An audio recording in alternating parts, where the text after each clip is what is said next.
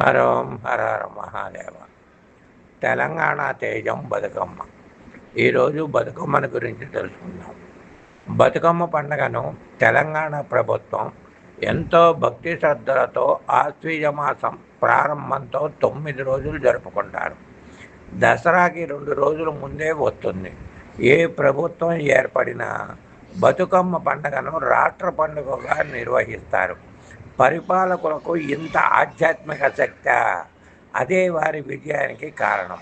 కేంద్రమైనా రాష్ట్రమైనా అది వారి జన్మ సుకృతం ఉంటేనే అది సాధ్యం అవుతుంది. ఆధ్యాత్మిక జీవితం అంటే అర్థం కాని వయసులో ఆనందాన్ని ఇస్తుంది. అన్నీ అర్థమయ్యే వయసులో ఆశతో ఆసక్తి చూపలేక కన్నీళ్లను తెప్పిస్తుంది. బతుకమ్మ ఆలోచన ఎంత ముఖ్యమో మనం శ్రద్ధాభక్తులతో చేసే ఆశయం అవకాశం కూడా అంతే ముఖ్యం. బతుకమ్మకి మనం ఇచ్చే విలువ ఆపదలో ఆమె ఆదుకుంటుంది. బతుకమ్మలోనే తెలంగాణ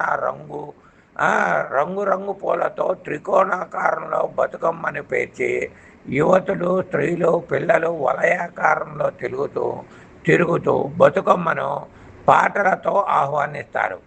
అస్తిత్వపు బతుకమ్మ, ఎంగిలి పువ్వు బతుకమ్మ, సద్దుల బతుకమ్మ, ముద్దపప్పు బతుకమ్మ, అటుకుల బతుకమ్మ, ఇలా ఒక్కొక్క రోజు ఒక్కొక్క బతుకమ్మగా పూజిస్తారు.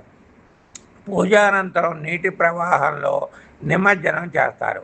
బతుకమ్మ ఉయ్యాల్లో అని సాగే ఒక పాటలో మహిళలు తమ కష్టాలు, సుఖాలు, ప్రేమ, స్నేహం, బంధుత్వం, ఆప్యాయతలు, భక్తి, భయం, చరిత్ర, పురాణాలు మేళవిస్తారు. బతుకమ్మ పాటలు చాలా వినసొంపుగా ఉంటాయి. తెలంగాణ సంస్కృతి సాంప్రదాయాలకు ప్రతీక ఈ బతుకమ్మ పండుగ.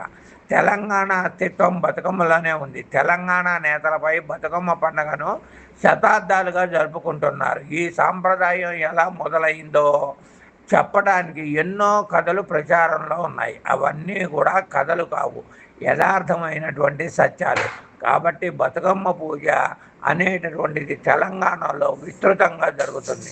ప్రతి గుమ్మంలోనూ ప్రతి గుమ్మం ముందర కూడా ఈ బతుకమ్మ పూజ చేసి అందరూ కూడా ఆయురారోగ్య ఐశ్వర్యాలు పొందుతారు. సర్వే జన సుఖినో భవంతు.